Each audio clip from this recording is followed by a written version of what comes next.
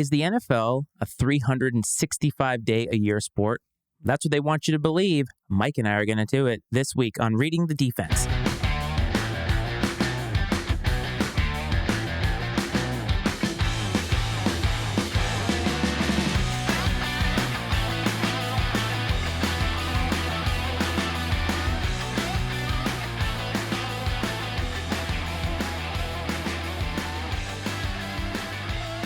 What's up, everyone? Welcome to Reading the Defense. This is now the third rebrand, I believe, of this particular venture, but now we are part of I&C Sports, so we don't actually have the pressure of having a real full-time show, but we do love to talk football, and this is my man, Mike P, with me. This is the Iceman, Matt Fides. Mike, how you doing, buddy? I'm doing wonderful. Sun's out, summertime.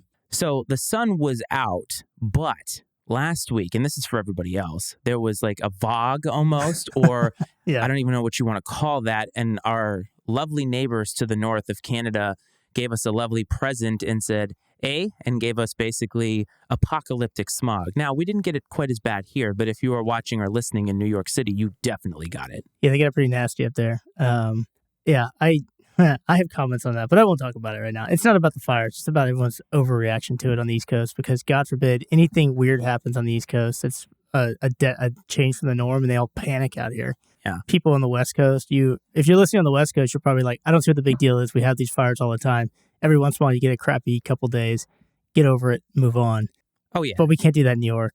And we can't do that here in D.C. It was only a couple days, but I know that like when we went outside one day, I went for a run on Tuesday, and apparently the quality of the air had been a little bit worse on that day. We didn't even realize it. Yeah. Definitely a couple days later, I think it was Thursday, walking outside, it smells like a fire. Yeah. Which is definitely weird.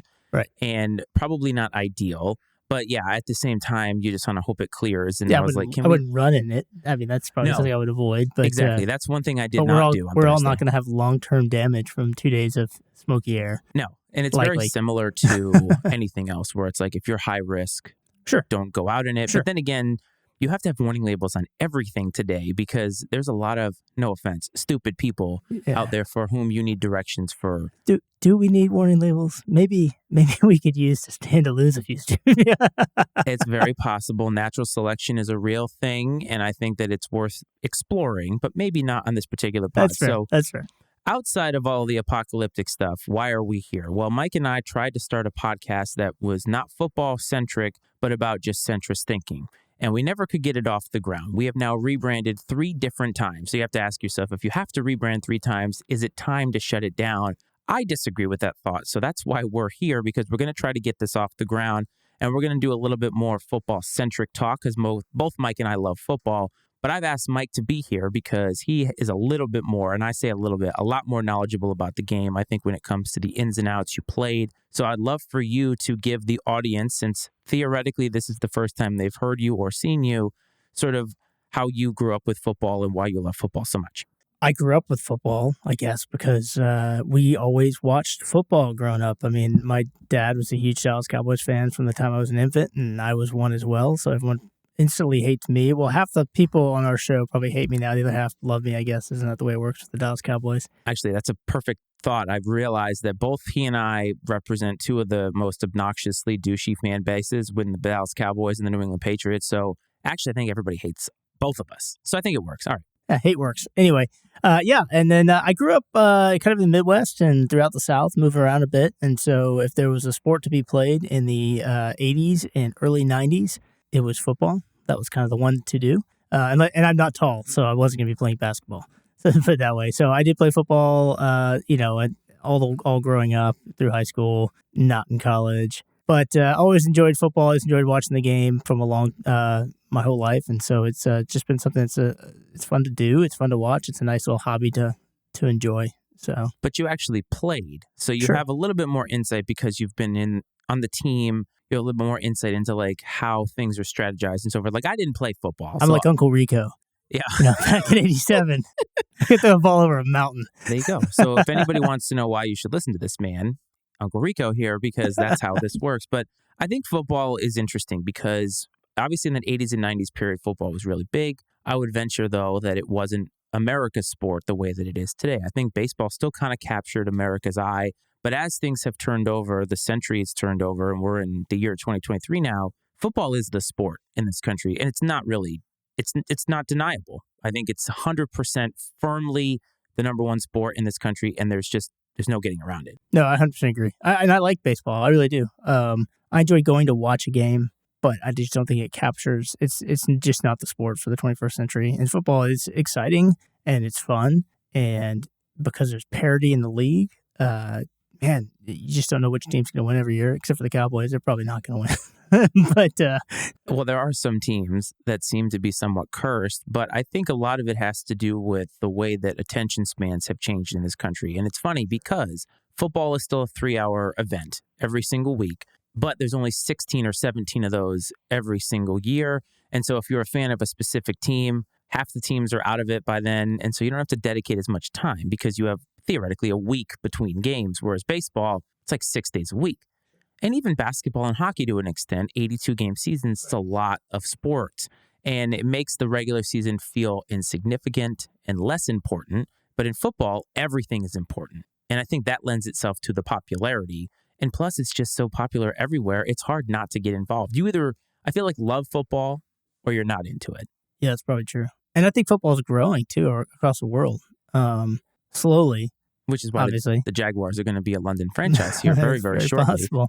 Yeah, but I mean, people are starting to pick up on it. And I think you look at some of the crowds in Europe on some of the NFL games that have been in Europe lately. It's a marked difference from the World Football League or whatever it was back in the 90s when they tried to do some initial European football, or even some of the past, 15 years ago, the first couple of games in England. Just the crowds, I think the appreciation for the game is amazing from the international game as well. So I think it's fun. It's a really fun game to watch. Yeah, it's full of excitement. How much of that has to do with the fact that they've made it less violent? Do you think any of that has to do with the overall appeal of football? No, honestly, I think the violence may make it a little more appealing. I mean, that's a good point as well. It's kind of the gladiator match of the modern day in a way. Yes, it is. It feels more controlled than, let's say, a boxing match where, at some point people just watch people just get pummeled back and forth. And people are there for the crashes. It's like NASCAR for the crashes. Yeah, but I think with football, you get this right mix of measured violence that, is exciting, the speed of the game and all those things that can happen, a mix between the two, the strategy. It's a kind of a perfect mix type game of the world, I guess, almost. And I think what speaks to that is the fact that the Super Bowl, I think, is the most watched event every single year worldwide. Like, it's globally a humongous event. I don't know what the exact numbers are, but they are very, very high in terms of ratings. How many people actually show up and watch the Super Bowl? The halftime show obviously stretches across your mainstream pop culture thing. And the Super Bowl is the biggest event of the year. It grows, I think, every single year. I think the ratings have continued to go up. And in this country, when you have certain teams in it, I think that it helps. So the last time we were on any sort of a pod together was right around the Super Bowl. I think it was on Super Bowl Sunday. You came up here and talked with me and Coach about it. And the Super Bowl, I think, was great. I think when you look back on this particular Super Bowl, it was a good one. The game was really good. There was a little bit of controversy, but not enough to sully the result. The right team won because of how the whole game played out. And it's funny, you talked about parity. And also because the Eagles lost. So yes, the right so there's that. I don't like the Eagles. That's a good point. The Eagles, though, right, were part of what I consider that parity paradigm you talked about, where they kind of, I don't want to say came out of nowhere, but in terms of having the type of season that they had, they did. However, a team that nobody expected to lose the Super Bowl came out and won the Super Bowl. The Chiefs have been a favorite every single year since Mahomes kind of burst onto the scene. And so I think that the game overall was very, very good. But the parity, I think, is here to stay. And I'm not sure how that came about because there are teams, and we'll get to some of those later, that have been historically bad and seem to be trying to turn the corner in this new way of business of, if we can't win through the draft, we're going to win through trying to get that one guy that we think can bring us over the top. Browns tried to do that with Deshaun Watson, bleh, and we're going to get to the Jets trying to do that a little bit later. But how do you think the parity came about in the NFL? Because for a while, there really wasn't a lot of it. I do think the salary cap era is what's done it. The idea, and then the collective bargaining agreements that they have with the players now, which allows less of the rich team gets richer, keeps its players as long as it can.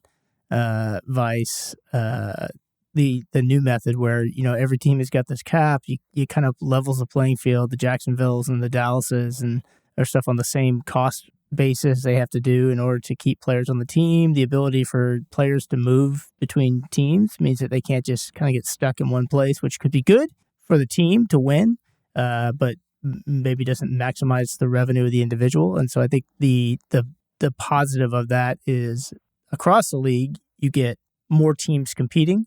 The downside is, some teams will lose out on the potential to win because the individual will over, it's basically more important than the team now. So you kind of get this kind of balance there, which is good and bad, I guess. Well, I was going to say the individualistic nature of free agency now in just about every sport. I mean, team loyalty was something that I know that a lot of fans want to say that players should be loyal to the teams that they've played for and all that, but that was sort of kind of a fabricated thing in a lot of ways. I'm not trying to say, and that's my thing is I don't think it's necessarily team loyalty to the franchise who's got the logo on your helmet. Although I think there's probably some of that. You play for a place long enough, you're going to get a loyalty to the brand that you play for. It's going to become part of you. But I think it's more the idea that I know if I can stay here with this group of players, if we all stay together, we are on the cusp of doing something great, or we can continue to win. Now it's kind of like I could do that, but I'm throwing away millions of dollars, so I'm going to go while I can go. That mentality, it's both good and bad, right? It's bad because it's difficult, and how do you keep a core team together? Like NFL football is a team game. It's not an individual game. I can't just bring in one player and just win. It doesn't work. We tried. People tried. But it doesn't work. It takes a team to do it. And so keeping that team together and learning and growing and doing all that stuff together to become better over a period of a couple of years is now very, very difficult to do because free agency is so rampant. But the other flip side of that coin is more teams have the availability to be good because the ability of moving players in and out. So it's a matter of these teams have got to figure out a way to balance that. How do I keep the right individuals? How do I keep the right core together? Who do I let go? How do I bring someone in to replace? All that stuff. And I think it's a completely different game than the mid-90s. Yes, and it is more executive-driven in that regard because you have to be smart. The reason that the Eagles are where they are is because they were able to be smart about the guys that they brought in to be around Jalen Hurts and make him more effective. Trading for A.J. Brown on draft day wasn't a draft pick, but it basically was in a lot of ways. It's better than a draft pick. Absolutely. Because it takes time for a receiver in the draft. You're not going to get a good, and necessarily, there are very few receivers that come out of the draft and they're instantaneously as good as A.J. Brown is. Oh, yeah. It takes time. Very few A.J. Brown wasn't A.J. Brown in his rookie year.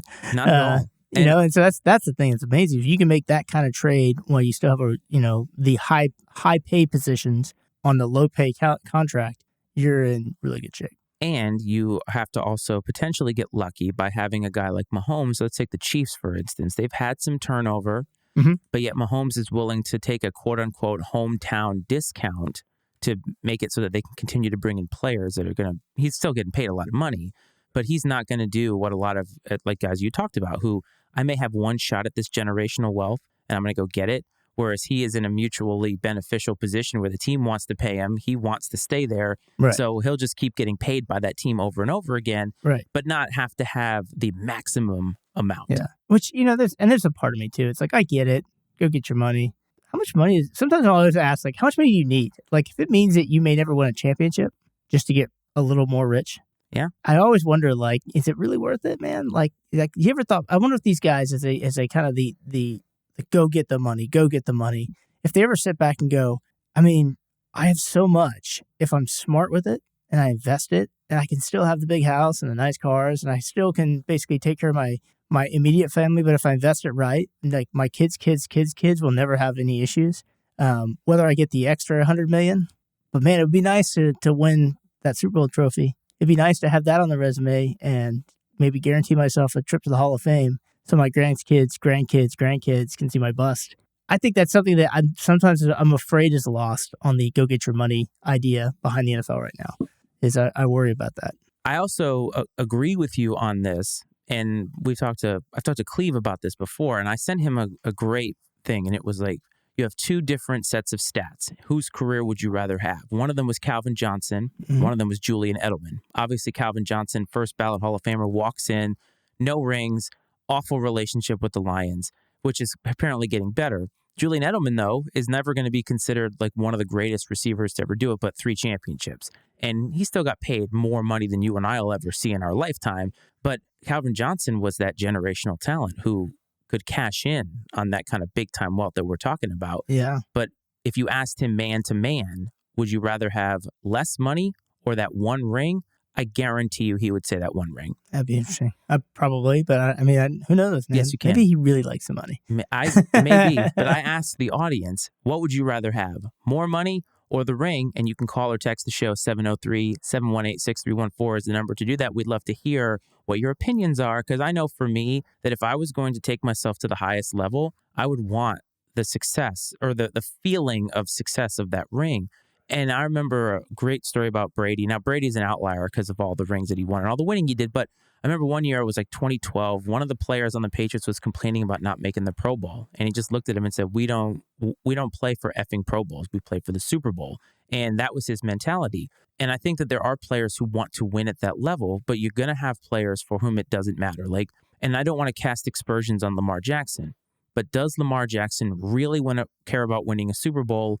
Or is it really more about being able to secure that generational wealth? Maybe it has something to do with whatever their family, their upbringing was or where they come from. Maybe you and I can be in that position where we would take $100 million less because we didn't come up in poverty or we didn't have a situation that maybe money feels like it's more of a reward. I don't know. I don't know what the answer to that question is. But you mentioned the draft, and the draft is an event for me that is so interestingly covered because for something that I should care more about. It's covered in a way that's just amazing. But yet, on day one, there are thousands and thousands of people who show up to the draft. And I wanted to ask you first, how do you think that mass appeal happens? I don't know. I always wondered that too, because the draft is exciting. Here's why. I think the draft is it's a drug, right? It's hopium for a fan base. The great hope of what could be based upon all of this information that is pushed to the media, especially now, right? You get this bolster of media coverage of draft picks and draft coverage and, all these things. And you get to see your favorite college player and their transition to the NFL. And if you're an NFL fan or even a team and you're thinking, this could be what we need to put us over the edge. This is what's going to provide me the capability of being that much better next year. I think that drives excitement. And then, the draft itself, I would hope that I think a lot of people that go to the draft, do they really go to the draft because they want to, wait for that one pick to be called? Or is it kind of a great way to celebrate football in the offseason where you go get to drink beer with your friends? Football is happening. Interesting to see what happens on the first round, especially for the party side. I think for the actual depth of the draft, knowing what happens in all the other rounds is really interesting to kind of see what a team's draft strategy is and how they do it. But yeah, I don't know. I think it's just, it's got to be a little bit of the NFL pumping the draft because they know they can get revenue from it. And a lot of the sports media that also gets revenue from it. And so if they pump up the awesomeness of it, you combine that with a little bit of hope, that thing that everyone wants in the offseason, it's a perfect recipe for, massive fan base. There's got to be 10 teams every single year for whom that hope drug is very, very big. And I mean that really because there are a lot of teams, and I maybe am guilty of saying that there are teams that I wonder how they even have fans because they've never had anything real and tangible to show their fan base to have them. But being a fan is about weathering the storm, good and bad, whether they win or not. And there's a lot of fan bases like Lions fans. They still show up to all the games every year, buy season tickets, and you have to give props to that. Their hopium is strong this year. Oh, yes. And maybe rightly so. That's a different story. But I'm saying, like, if you're a Texans fan. Oh, yeah, I know.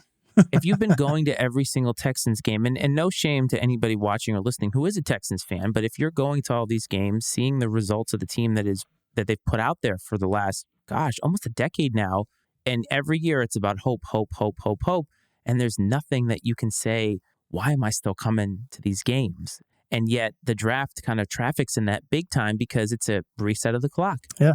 The draft represents to me that, well, maybe this is our year. And that right there makes a lot of money for the NFL, I think. Yeah, and absolutely makes a lot of money for the NFL.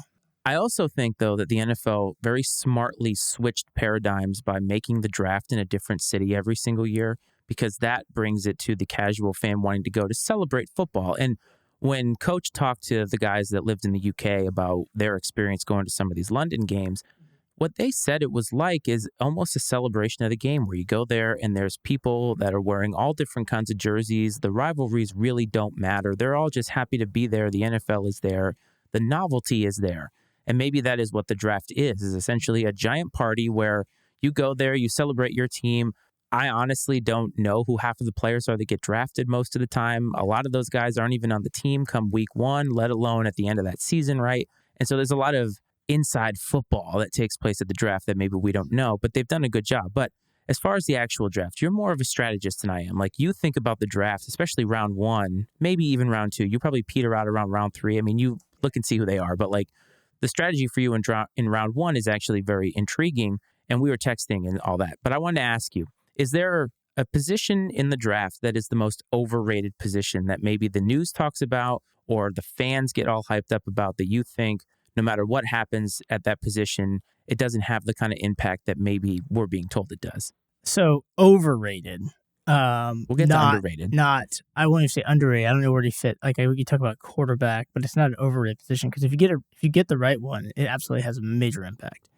But I think sometimes I think the hype on quarterbacks is interesting many times. Well, they hype every quarterback because they know how much a team needs to hit a home run on a quarterback. Right. So every quarterback that's in the draft is going to get hyped no matter what. I mean, there's a little part of me that wants to go to running back, but I don't think running back is quite hyped as much as it used to be. So I really think it's the defensive backs, in my opinion. The cornerback, everyone's always talking about, this is the best cornerback of the draft. He's amazing. That's cool. But I mean, reality-wise, if you're a team and you need players, let's say you need help on the offensive line, you need a running back, maybe you need a receiver, you need a cornerback. I mean, if you look at those positions, you'd be like, yeah, but if I have a shutdown corner, so you have a shutdown corner who covers a half of the field for half of the game, that's great. It's really important to have that. But is it really worth as much as a game-changing wide receiver? How many passes does a team throw these days? Or even a running back, although I wouldn't pick a running back in the first round these days. It's risky. There's just too many good running backs. You know, you can find the talent with this type of league outside of the first round. But like, honestly, like an offensive lineman, just so critical. Defensive lineman, one who can rush the passer or who can stop the run. Those things are so critical, yet people they love the hotness of a cornerback. I just don't know that cornerbacks really necessarily make up all the difference. I mean, how many teams have taken a top cornerback in the top 10, and it really hasn't mattered. Like their season hasn't been changed by the cornerback. How many seasons are changed by a cornerback? Yes, I agree. And the correlation mathematically, statistically, between how many of these positions are drafted and what their Super Bowl chances are. Like when it comes to a lot of these positions, and we talk about building a team, depth a lot of times matters. And I think that's where a lot of the best teams in the league who have been consistently good over the course of a decade have been able to bolster their depth by making good, sound draft picks that maybe aren't sexy, but they give you that depth. Like this year, the Patriots drafted Christian Gonzalez, right? And they're a team that always likes to collect defensive backs because they have had Super Bowl years where they've had wide receiver play defensive back, which is never where you want to be. And how many teams, if they get to that point, could actually win? You know what I mean? Like that's very few and far between. You can't ever have enough offensive linemen. You can't ever have enough defensive linemen because at the end of it all, injuries are going to happen. You want to have enough guys that can step in, and you don't have to have some emergency situation where you have a guy playing a position he's not used to playing in a big game. And again, they happen, injuries in the playoffs all the time. Guys have to come in and play left tackle when they're used to playing right tackle. It's a different skill set, and sometimes they get the job done. But there are growing pains in those positions. A lot of times, offensive lineman to me is the most undervalued position because of how much it takes to have chemistry with everybody else on the line. You know what I mean? Like, that's not a position, a plug-and-play thing where you just stick a guy in there and we're all good. Right, yeah, and that's the thing, too, is each of those positions is a little different, too. So you can have the best left tackle of the league, but he's not going to be able to play right guard for you. It's just not. It's just a different position, different body type, different style of play, different no. And then, even then, putting a left tackle on the right side may not work out for you until they have time to figure out, okay, now my steps are different, cutting off this direction versus this direction. I've got a different guard playing next to me. I've got a different gap requirement on different blocking schemes. I think there's all those things that people just assume that it's like a game of Yeah, maybe. I don't know. Yeah, those are critical positions that are underrated and overrated. Again, I know you said you can't have too many defensive backs and you can't have too many defensive backs. I agree with you on that, but I think that the idea that a critical, high draft pick on a cornerback is going to make high draft picks, like top 10 draft picks, should kind of they should be like game changers. If they're not in the game versus they're in the game, it should be game changers. And I just don't always see that with a cornerback taken in the top 10. There's just not enough of them. And we have a great cornerback on Dallas, 2 of them now because they just traded for one. But I mean, Trevon Diggs is incredible. An incredible cornerback. They couldn't throw to his side of the field. But honestly, what hurt the Cowboys more, like you said, was the fact that they were down to their 4th cornerback on the other side because they had injuries to 3 of the 4 cornerbacks. That makes it really hard to play good defense. I've got one great corner, and I've got the number 4 dude on the other side. It's hard to win with number 4 on the other side. They'll just throw number 4. Yes, and that person gets thrown in when they're not thinking that they're going to play. And defense, and I think about the Cowboys in that 2020 season. Their defense was all over the place and a giant mess.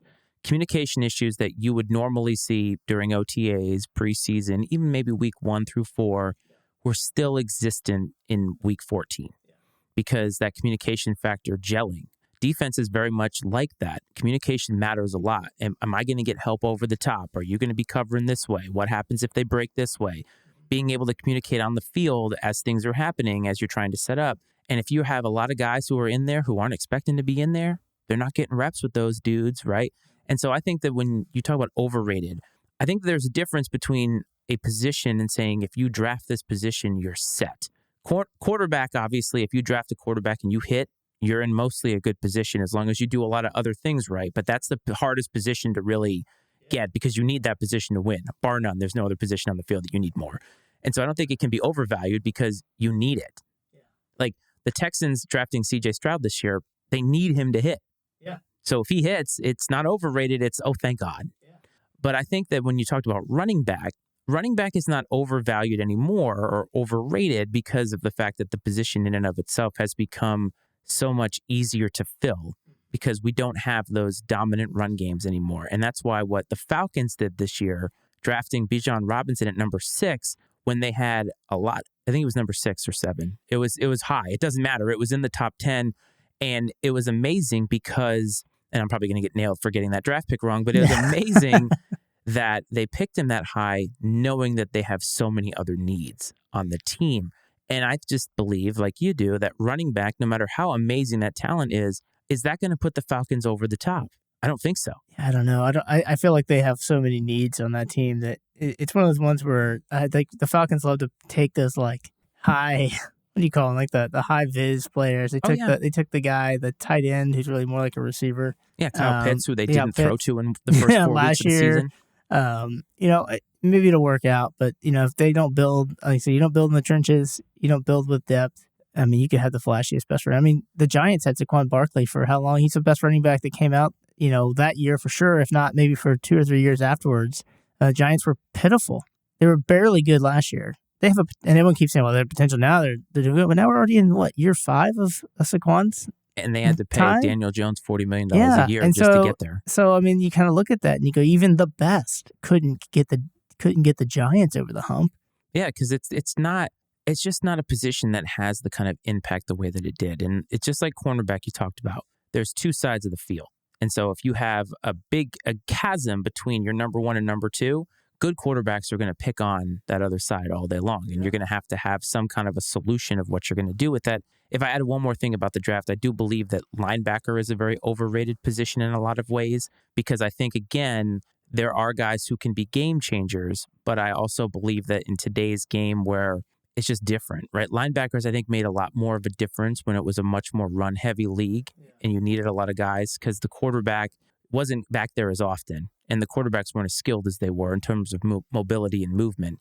And now drafting a linebacker in round 1 feels, unless it's a can't-miss guy, it feels like a waste. And that's why the Lions this year, drafting a running back and a linebacker in the first round was just, wow. Yeah, shocking. I mean, in linebacker too, it's an interesting position too because you're right. Like as the league has gone more pass heavy, and the defenses have gone more nickel oriented, so lighter packages to deal with the more receiver type packages. Yeah, it kind of devalues that linebacker position. I do have a wonder, though, as you start to see teams like San Francisco and even Philadelphia, as you see them and you say, well, as teams' defenses are starting to go lighter talent, the talent is bred for the passing game. Is there a capability to attack a weakness there with teams that have a better running game? In other words, can I outmuscle the other team now because they've gone so light with their talent that, in the sense of light, I mean speed, coverage, receiver, passing game type defense stuff. And so they're lighter on the talent in the run stopping defense. If a team has gone there, if enough teams have gone there, the question is now, is there a potential shift in the NFL again back to a running game that we could see happen in the next couple of years as they try to basically hit the weakness of the defenses that all are out there now? I think that our sports are just going to cyclically evolve as we get older and age out. Now, think about the NBA. The NBA went from a very post-heavy presence with a lot of big guys, and talk about Shaq and all those dudes, and now it's a very finesse three-point shooting league. I do think eventually it's going to go back to the big guys are going to make a big difference, and we're going to have lower scoring games because it's always going to adapt. How are you finding weakness? And you talked about it perfectly.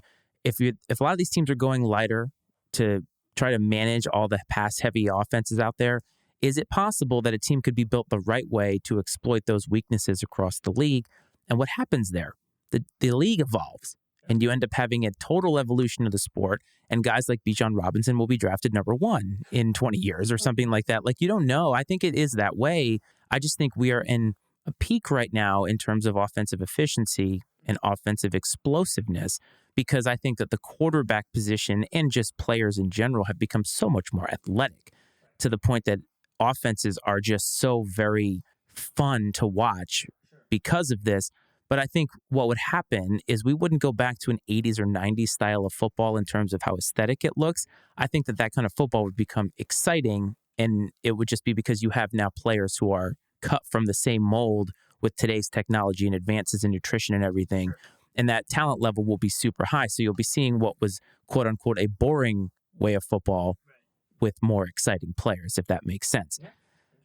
So let's move on to some free agency stuff. Now, I personally don't pay that much attention to free agency because I think that it's hard to get excited about guys that you don't know where they're going to fit in. But there are some that obviously... It's a time of year where people pay elite money to good players. Yes, and doesn't always work out. However, there is a team out there, I think, that is going for broke this year. And they made the news just about every single day for what could be the first time in their existence as a franchise, and that was the New York Jets. Last year, the New York Jets had a win-now team, a very young win-now team, but I think they had enough talent to make a playoff run. And the one position that they were really struggling with is the one position you can't struggle with, which is quarterback. They drafted Zach Wilson, 2 years ago? And he has not been very good at all. His attitude sucks. He has not progressed at all on the field. I don't think it's a coaching problem. I think it's a Zach Wilson problem. And so the Jets tried to go for broke, and they traded for Aaron Rodgers, which, by the way, took way too long for me. Yeah. Way too long. But it made sense. If you really look at, why did it take so long, it was all about leverage. Both teams were trying to get the maximum leverage on that trade. The Jets, I think, knew that, and I think the Jets had the best leverage. People will talk about, whatever, but they knew that Green Bay had to move Rodgers before the draft if they wanted to get anything useful out of him this year. And so they said, well, we'll just wait. You're going to have to move him before the draft. And he doesn't want to go anywhere else but us. And the closer it gets to the draft, the more desperate you get, which means that, you'll take anything. So I think for that reason, I think that's why it took so long. But I agree, it was hyped up for so long because everyone kind of knew it was going to happen. But you know who should be thanking Aaron Rodgers for that is Pat McAfee, because Pat McAfee having him on his show and getting 1 million people watching that interview got him an $85 million deal at ESPN. So obviously that's working out for Pat. And those friendships really work out. If we can get a little bit of that action, Pat, I'd really appreciate it. But Aaron Rodgers is at the end of his life cycle. I think last year was a combination of, is he falling off that talent cliff, or is the organization not putting enough pieces around him because he's making the bulk of the money? So he's going to a brand new team with a lot of talent, a lot of young talent, and I think there's a lot of buzz around them. But my question to you is, while it makes sense in every way, right? It makes sense in every way because you need a quarterback to win. Here's a guy who's won a Super Bowl. He's obviously very talented. This is we need to make this happen right now. I personally am not on this train of it's going to work because I think that Aaron Rodgers generally doesn't play well with young talent. And I think that being in New York, the scrutiny is a lot higher than it would be in Green Bay. But your thoughts, please. I'm not. I'm going to go ahead and disagree with you here. I think it can very much work, and here's why. First off, from the Jets' perspective, what do they get to lose? They don't have a quarterback. There wasn't any other ones available. They could have drafted again, but they already saw how you draft a bad quarterback, it can set you back 5 years. And Rodgers was available. Now, I think you could look at Rodgers and say, okay, is he hitting the talent cliff? I don't think so. I mean, if you kind of watch him last year, he can still sling the football. He can still run. He can still scramble. Yeah, he's getting older, but older quarterbacks see the field better. They know defense is better. So I think getting older mentally for the game is actually better for a quarterback. They're just all better as they get older. They just know they've seen every defense you could throw at them, and they're really smart about it. The smart ones succeed, and I think Aaron Rodgers is a smart one. I think he's still got the arm talent. I think you talk about, does he play well with younger players? I think he came on initially badly with those kids in Green Bay, but they got better as the year went along, and he started making these really great connections with some of those younger folks. And if I really think about it, part of that could be also he didn't want to be there. He just didn't want to be in Green Bay anymore. He felt like he was just kind of like, hey, you draft another quarterback, you don't give me anything on the sidelines. I felt like Green Bay, even to my opinion, they did kind of just rely on Rodgers. We got Rodgers, so we'll just do whatever. And I just don't feel like they ever quite built a good team. They had a great quarterback. They never built a great team. They just kind of felt like lackluster talent management or team management from that perspective. So I think the potential is it could absolutely work. But we are talking about the Jets. And if there's anybody who could find a spectacular way to fail, it could be the New York Jets.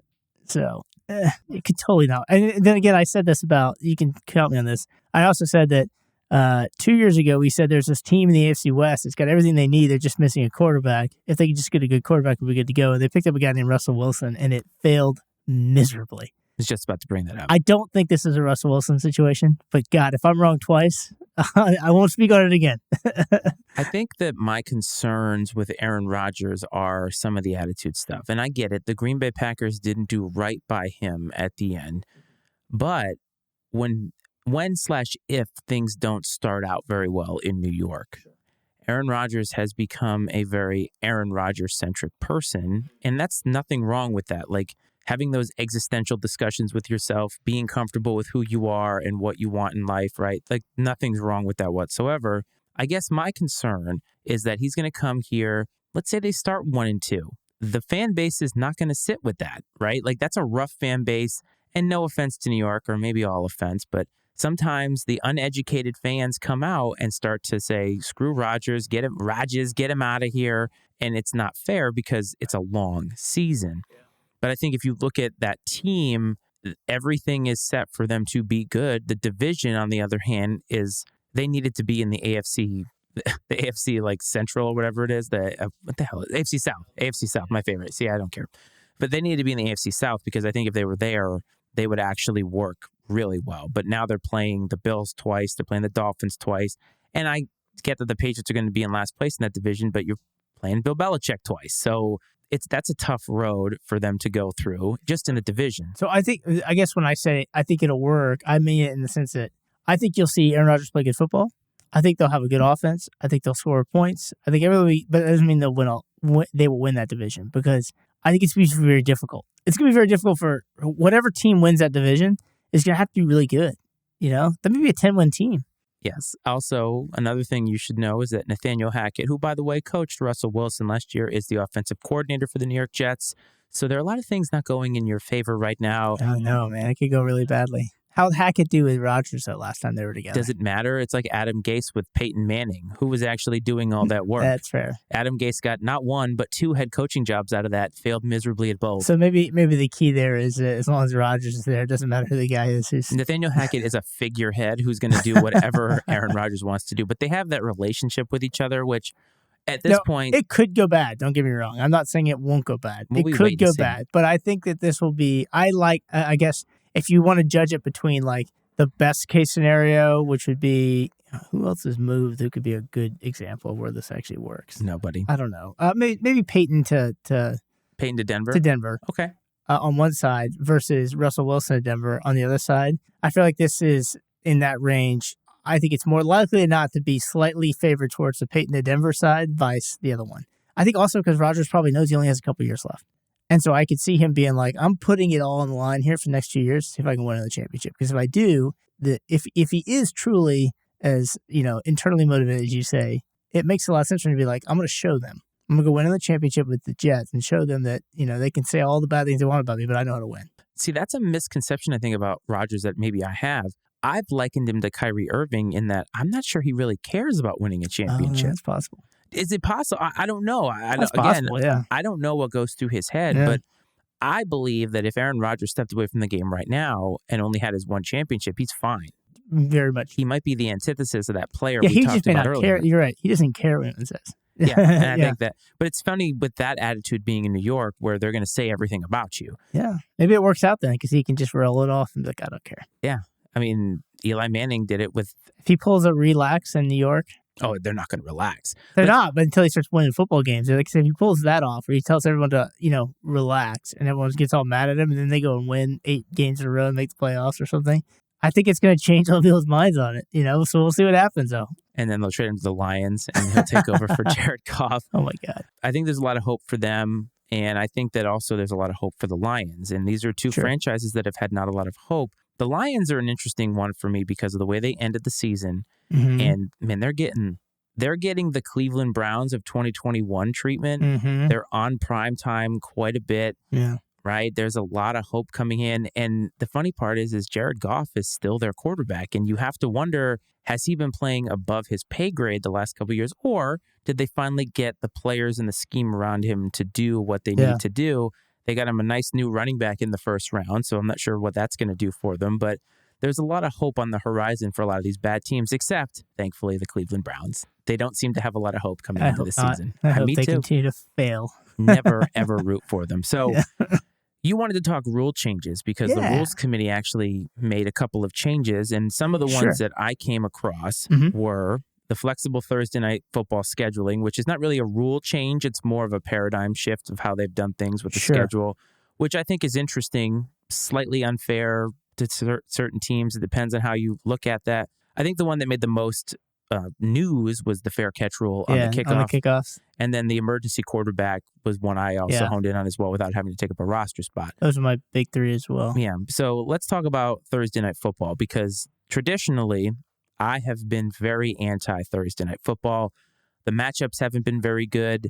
I'm not really ready for football as Thursday rolls around. I get fatigued on football by the time Monday Night Football rolls around. So if you're not giving me an awesome matchup, and there have been good ones, I'm saying every team having to play on a Thursday was fair. Now it seems that they've shifted to, are they going to try to get better ratings for this game on Amazon Prime by making it unfair to certain teams? I wanted to get your thoughts on that. Yeah, I mean, I think they tried to build some guardrails in to make it to where, I can't remember exactly what it was, but I think it had something to do with you couldn't play off a short week to this, but then there's some sort of guardrails they're trying to build in on this flex schedule, which just sounds like it's going to make a schedule maker's job really, really hard.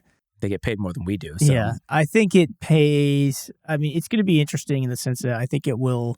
There's somebody along the line that's going to have a short week because of this flex to try to get a better team on there, and it's going to end up being the crappier. That you get a crappier game from a good team. Someone's going to complain about it, But I don't know. I don't mind Thursday football. I think the hardest thing about Thursday football is we live on the East Coast and it starts too damn late in the evening. And I wish if I lived in the Mountain West area or California, I would really appreciate Thursday football more because it'd be an awesome opportunity, kind of as a week's winding down, to go out with a friend to a bar, like a sports bar, and grab some wings and watch football at 6 in the afternoon, 6 in the evening. Kind of unwind a little bit from the week, be able to do that stuff, and still be able to go to work the next day without being, exhausted. But the 8 p.m. start on the East Coast is brutal. I guess maybe now that, there's a lot of people that are moving to 3 and 4 day telework weeks or 3 and 4 day work weeks with 2 to 3 days of telework. If everyone is teleworking on Friday now, if that becomes a thing in the U.S., maybe that makes sense. A Thursday night football game will become kind of a big deal. People will go out on Thursday nights to go watch football, and this could be the NFL is seeing something coming along, and they're performing in the curve when they see a change to the lifestyle in the U.S. where Thursday night becomes a go out night because people can roll out of bed and turn on their computer at 8 a.m. versus having to get up, shower, and get in a commute into work. Maybe it works. The So, NFL has always shifted very well to be able to bring in the most revenue possible. But I think the other part of this is with the schedule, they have nixed the idea that every team gets a primetime game. Mm-hmm. And there are certain ways to look at this. It's funny because most people feel that way, and so do I, that I want the best matchups on primetime as possible because on these island games, I don't want a boring game. I don't want to see Chicago and the Commanders, which is just god-awful. Yeah, if there's a crappy game on, you'd like to be able to shift to watch something else. Yes. And another game, just in case. Let me just go watch this game instead. Maybe this game that maybe would equally be crappy, but it's all of a sudden this week it's really good.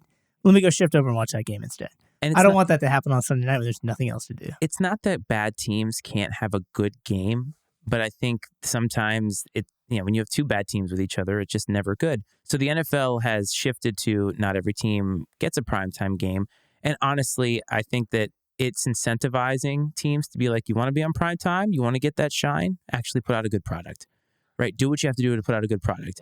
And I actually like this, but I know that some of these scheduling things for some of these teams, it is hard to figure out. And so I think this year there will be growing pains with this new paradigm of flexing Thursday night football games because a lot of these teams that are good and exciting are going to have to play more of these primetime games, which possibly makes it so that they're tired and they're traveling a little bit differently than they normally would. And so will that come to a place or come to a head come playoff time when you're already tired, you're beaten up, and you've got to make a run through the playoffs and all that stuff. But the fair catch on the kickoffs. Now, the kickoffs have been something that the NFL has been targeting for years now. Yeah, they say it's about player safety, but, I'm not sure I'd buy this may be a perfect example of people going, I'm making the game safer by doing this because it sounds like it'll make the game safer. I won't allow them to fair catch it, which will move the ball up to the 25, and there'll be less of these high-impact plays. That's going to make things safer. But if you really talk to people who played the game, you talk to when they took away the wedge, they take away some of those things. That's really where all your safety benefit really got brought in. But the tackles on kickoff returns, you kind of can take out the certain things that are the super dangerous parts, and you could still leave a kickoff return. And so there's a part of me that kind of feels like I'd like to see how this plays out, but I bet if you did actual science on this and actually looked at kickoff returns, I bet you would find the amount of safety plays or safety you incur by keeping a kickoff the way it is, where you actually can return it, by doing this fair catch to the 25 thing. I don't know that you're really going to get a lot of safety bang for buck. This feels like a little bit performative to me. I think it is, but I liked what the XFL did on the kickoffs. I thought that was actually... Was this the 4th and 18 thing, or is this the... No, that was the onside kick. But I think it was on the kickoff that nobody could move until the guy actually fielded the ball. Right. And so that actually probably is the way to make it the most safe while still keeping some kind of an excitement, because if you break through when all your guys are standing right there, you get that excitement. The kickoff was exciting. Kickoff returns were exciting. Look at Devin Hester in the Super Bowl, right? Yeah. And I think what happens, though, is when you take away these avenues, you think, okay, a fair catch. I'm going to fair catch it in the end zone. But a lot of these guys have that bravado and that ego that they want to return the damn ball. I think if your end zone doesn't change anything, though, right? Because you're in the end zone, you're just gonna kneel, right? And that's a team strategy thing. But I'm saying these players, there are going to be guys who are I want to return this football. A perfect example, right? And he's going to do that. So Dallas Cowboys have a return specialist, Kevontae Turpin, right? He was the USFL MVP the year prior, and so they picked him up and brought him in, and he was a really good kick return, punt return. One of the best in the league. Made the Pro Bowl for kick return. And so people asked him when this rule came out, hey, what are you going to do about this? He goes, I ain't fair catching nothing. Because he's going to wait a minute, I'm not going to fair catch anything. So I'm not worried about it, which of course he's going to fair catch something. But I guess the point is, I don't know. I don't know if it'll impact the actual safety of the game as much as it will impact the excitement of the game, which is unfortunate. Is it just adding options now to where the NFL can point to it and, as you said, performative? Yes. Look at how many options we have to keep the this NFL is going to safe. say, look what we did. We care so much about safety. I just don't know that I would love to see the data. It's many things in our society these days, I think, is all about the optics that I'm doing something, not necessarily if I'm actually doing something, because I refuse to actually do the hard work to figure out what I need to do to make it better. This is why I love the NFL so much, because the NFL is the best at this. Oh, yeah. At the optics game, look at us. They love that stuff. Yeah. And that is one of the things about the NFL that I think when people look at how they react to certain things and get all up in arms, you got to think about that first. They're going to act first and foremost in a way that's look at us and whatever makes them look the best. Doesn't matter what it is. That's why Roger Goodell can appeal to himself and make sure that Deshaun Watson gets a larger sentence when he probably was okay with whatever came out at first. But you know what? The NFL doesn't look that great here.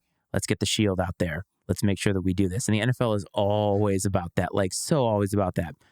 How about the emergency quarterback, though? And I think the emergency quarterback speaks to Brock Purdy very specifically. It speaks to the San Francisco 49ers specifically. And they were out of quarterbacks in the NFC Championship game.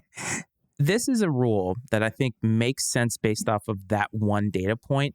But how often is it going to actually come up? Because the 49ers had unprecedented quarterback injuries last year. Unprecedented. I don't think I agree. The rule, it seems like that's what it is. I like this rule, though, because I do think it's such a critical position. And the rosters are so tight as it is. I mean, you're talking, you have 53-man roster. Yeah, a 53-man roster, a 46-man roster on game day that you can dress right now. 53 is not a lot of players for a game that in theory takes 22, right? So it's double you have one extra player in every position and all this stuff. But if you really think about like the way injuries happen, it's roster management's difficult in the NFL as is, right? And certain positions require certain backups, and you have to kind of balance that along the way. The quarterback position is so important in the NFL that you really, to me, it's such a benefit to say, you know what, I know I can keep a quarterback on the practice squad. So I keep this guy on the 53, and I could always raise him up on the day of the game and have him sitting there holding the clipboard and learning just in case things go wrong. If my starting quarterback goes down, who knows, man? My third quarterback, my second quarterback may be pretty close in talent. It may be one of those things where as a fan, I may want to see the opportunity to have two other quarterbacks out there to see who's having a good day. Because some quarterbacks may be better at things than other people, and I just like that. I just think that's a viable option because quarterbacks are going to get hurt. It's nice to have a backup. And it's even better that it doesn't count against the roster because there's so many. I mean, you're already talking about there are teams that are like, well, I can't carry a fullback or I can't carry an extra tight end. So I guess if we have to, we can make the guard the fullback, or we can make the tight end the emergency right guard. Who's the emergency center? You know, it's like there's already a short enough thing. I think any kind of roster exemption like this one is beneficial. And yeah, is it probably clearly because of the 49ers? Sure. But I think it's a good thing, especially because the position is so critical. Why are our NFL rosters so tight in the first place? Like, to me, it seems like expanding it just enough to make sure that the players or teams are fielding. Honestly, so my opinion would be, they take off the, fair catch on the kickoff and this type of stuff. Oh, player safety. If you really care about player safety, you would make the roster bigger because you would then not force players to play hurt, or you would have all these options of doing that stuff and you'd have more flexibility.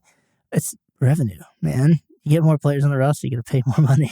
It's got to be that. It's got to be what it is, right? Expand the salary cap to allow for this kind of thing, and let the players or let the teams have more players so they can have, because it doesn't everybody benefit. So everyone, but you know who benefits the most?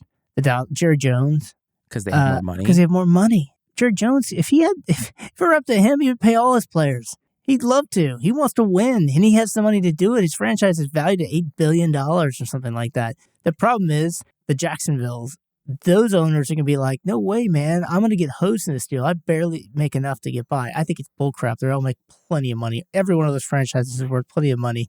They can still make tons and tons of more money, but that's the balance I think they're going with. They are trying to maximize the return on their ownership investment, and that's what it comes down to. And more players for them. The question just comes down to how much do the owners want to win. I think the owners who want to win championships would be all about adding extra roster spots, because even the league minimum roster spots is a pittance to how much money they actually make on this thing. But the owners who don't really care about winning and just want to maximize how much money they make are probably like, yeah, I'm good with the way it is because it's less money I got to pay. I guess. I don't know. That's the only reason. What other reason can there be?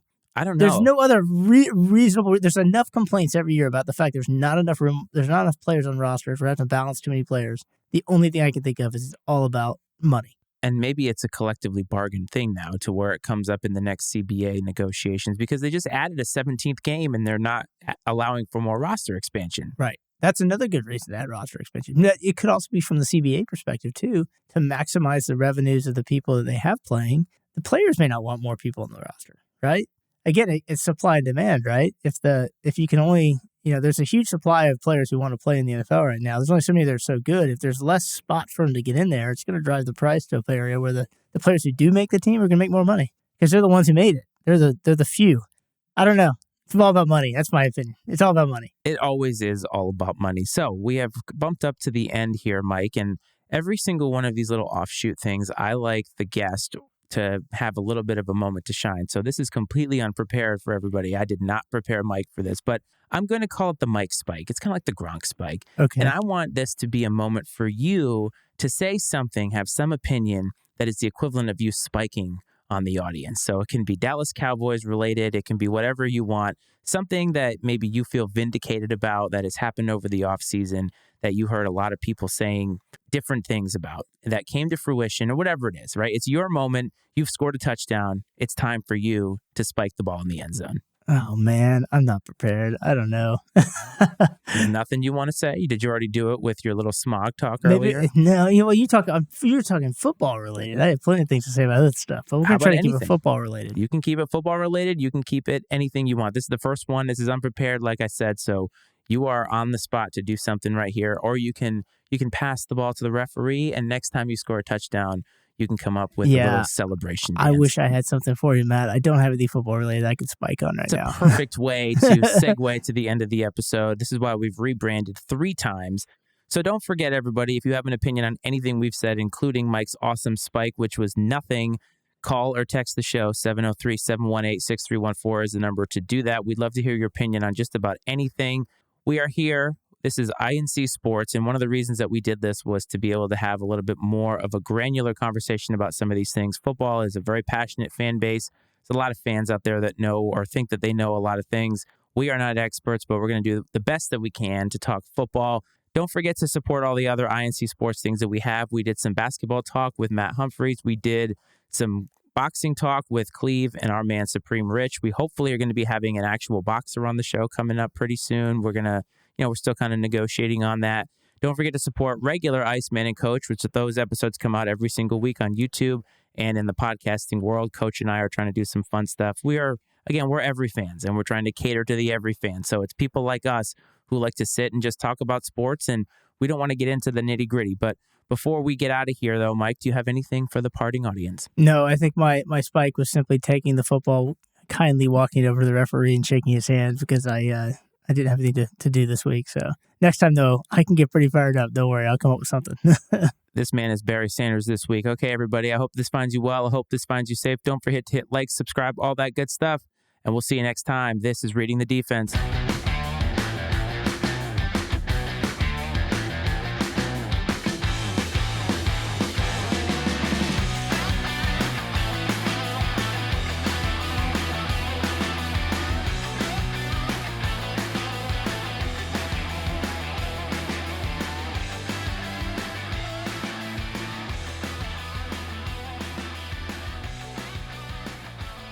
The opinions and viewpoints expressed on I&C Sports are those of Matt Freites, Brad Powell, and their guests, and not necessarily those of the Matty Ice Media Network.